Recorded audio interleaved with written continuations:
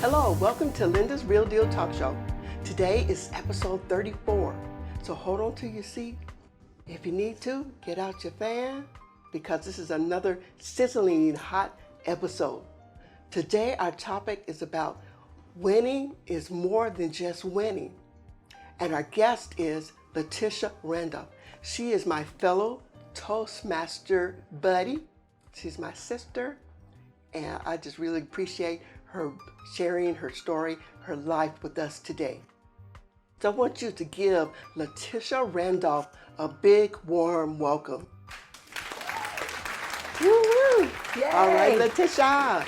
Thank you so very much for joining us. It is my pleasure to be here. Thank you for having me, Linda. I really appreciate it. Hello, everybody. Yes, thank you so much.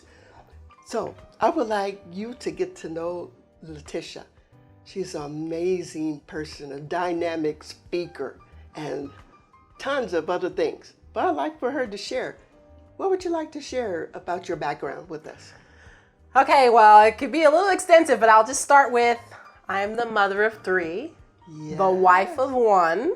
All right. And of 17, almost 17 years, 16 years, my husband Charles and I have been married. 16. We have 3 children. They are, Michael is 9, Naomi is 12, and Kylan is 16. Okay. So you can imagine how full my hands are. Yes. So that's kind of like first priority after God. Yes. And then I am also a leader in many ways. I am a part of my Toastmasters Club, Freedom to Speak Toastmasters Club 8054 in Lee Summit, Missouri. I have held several roles there. One, public relations, VP of public relations. And I've also done VP of membership, which is what I'm doing this year. So 2 years for VP and then one year for membership. Aside from that, I am a ministry leader at my church. I preach, I sing, I serve in all kinds of ways. I actually host our Morning Manna show Morning Manna ministry for our church every Monday through Friday at 7 a.m. on Facebook.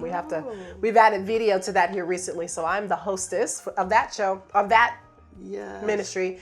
And then I am the network vice president for the Mid-Northwest region for LegalShield or for PPLSI.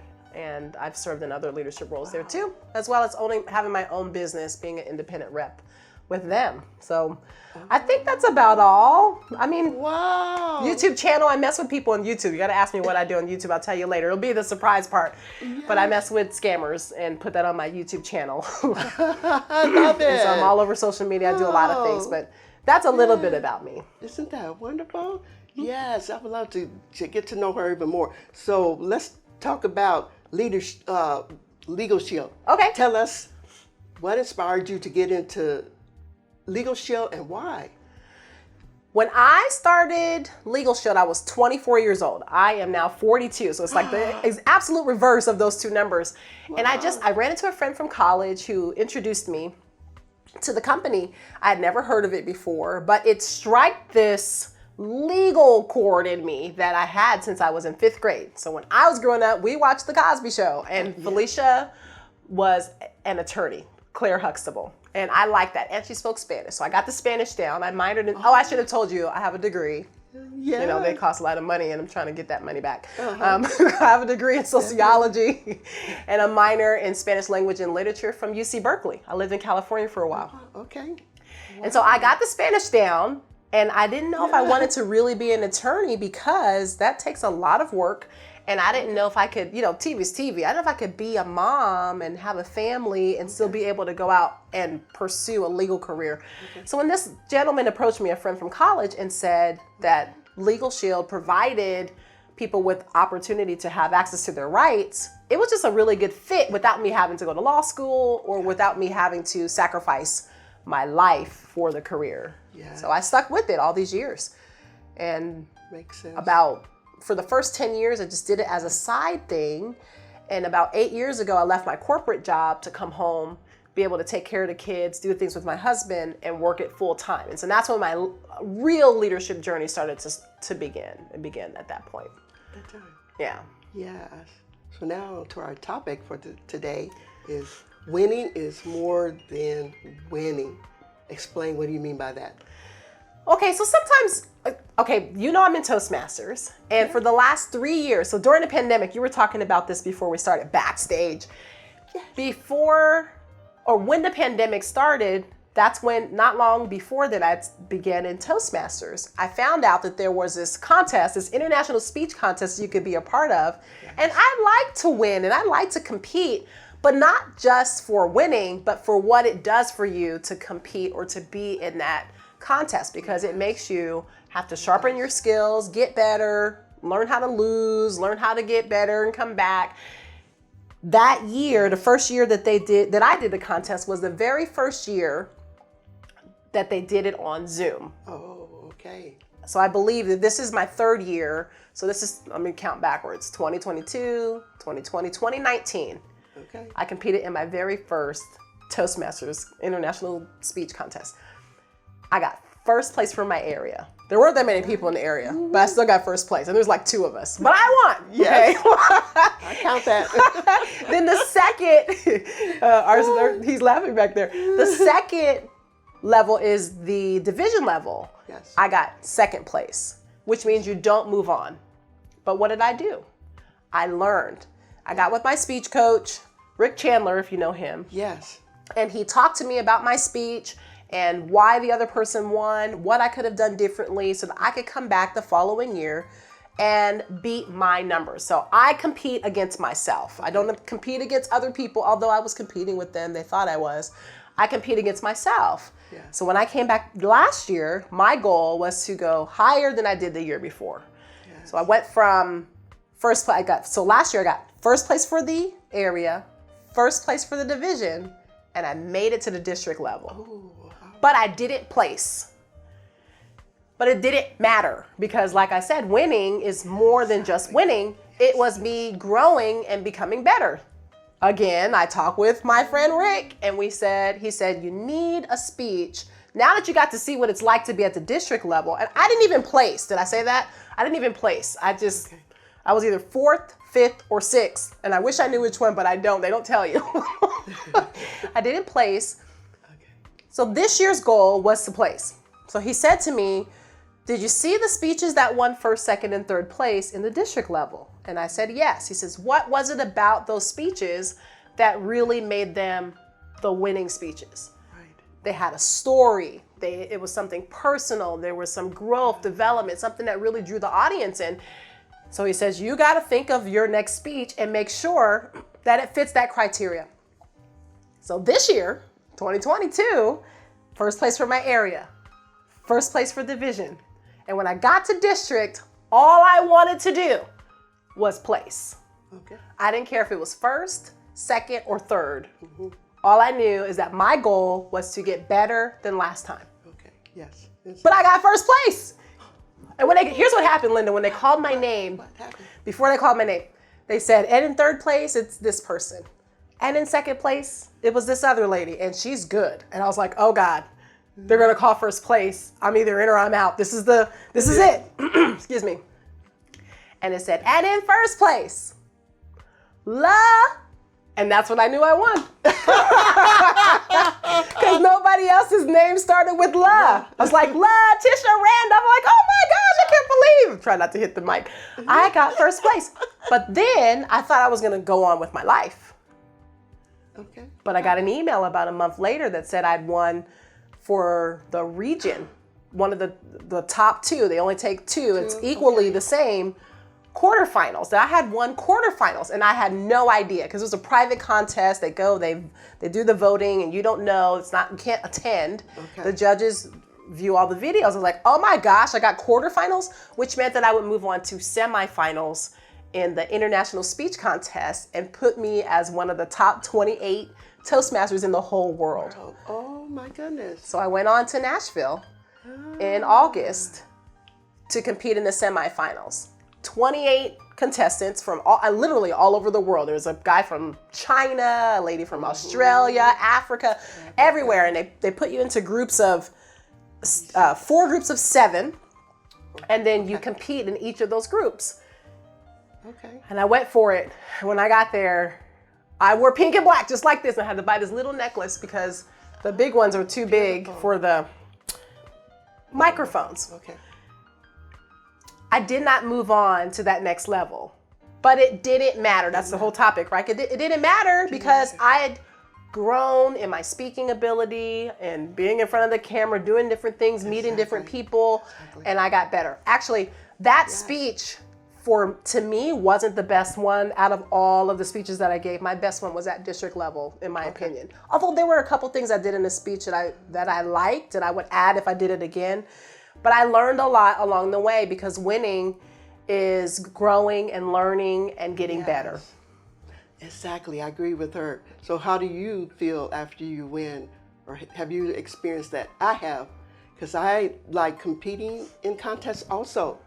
Because not just for winning, even though I like winning, in the speech contest, I participate in evaluations, and I made it to the district level. And imagine how you feel, even though I didn't place or anything, but it was just the experience of getting there, saying that I did it. So if you say you want to achieve something, go for it, because anything is possible, and it's amazing what you learn along the way. So thank you so much for sharing your story about speaking, because winning is more than just winning, because you learn a lot along the way. So what else would you like to tell us about your winning experience? Is there something else you would like to share? What else do you gain from that experience of just competing, not just winning? Another thing that you gain from winning is letting someone else know by you participating that it's something they could do too.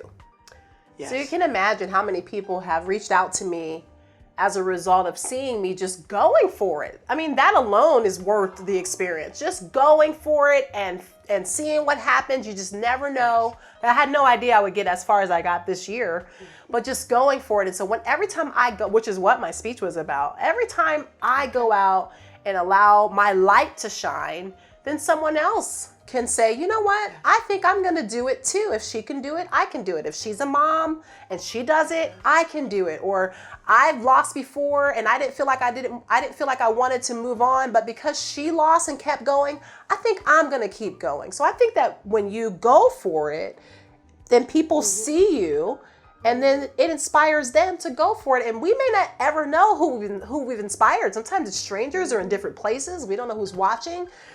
But when you win, it's also exciting for someone to see you win. And especially if it's someone that looks up to you that says, man, because she's like me, I feel like I can do it, or I could win too, or I could at least go for it like she did and have a good attitude at the end of it. I just want to say, amen. Amen. See, I'm already preaching. She says I'm preaching. Oh, Latisha is so inspiring. So how can our audience connect with you if they want to reach out and get more inspiration from you? How can they connect with you? Where? Okay. I'm in a lot of places. I'm trying to keep up with all this social media. I am on Facebook. You can follow me there. I only have room for one more friend, I think. I'm almost at 5,000 again. Oh, I go back and forth between like 4,999 and 5,000, maybe 98. Because people drop off. I don't know that they know. I don't know they're gone. There's too many people. But Facebook, you can find me on Facebook under Latisha Randolph. Yes. You can find me on Twitter. But don't follow me there because I don't tweet. I've only tweeted twice. But I'm there if you want to just go find me. I don't even know what you're doing there. I don't know how to connect with people on Twitter at all. I'm on TikTok. You can find me there. I'm under Tisha Mommy. I'm on Instagram, Tisha Mommy. If you just type Latisha Randolph, you'll find me. Okay. And I'm also on LinkedIn because I think there's a place for professionalism. I'm there on LinkedIn. Yes. And I'm on YouTube. I have a YouTube channel. I sing there. And my 3 themes are laughter, inspiration, and fun. So you'll find one of those 3 things everywhere I'm at. And one of the fun things I do, Linda, I told you all I'd tell you. Hope you stuck around to listen to this part. I mess with scammers. So scammers call me, and if I'm anywhere near my computer, I put my phone right there in front of the screen, and I record myself messing with the scammers, and I become Maria Lopez. because I speak Spanish. And so I use my accent. Sometimes I go off on them in Spanish. And the longest I've kept a scammer from messing with other people is about 13 minutes. I've done that about 3 times. So I have at least 4 episodes on my channel called I Don't Give a Scam. And I mess with the scammers, and people love them. They laugh at them. It's hilarious. So you can find me in all those places. If you type in Latisha Randolph, even on Google, it'll probably pull up everything I'm at. Everything's public for all the world to see. Everything else I keep at home, private. Oh, that's wonderful. I've learned a lot about Latisha. It's so cool. And she says she sings. I do. You want me to sing? Sing, yes. What should I sing? What do you want me to sing? Something uplifting. Uplifting. Okay. Yeah, inspiring. Let's see.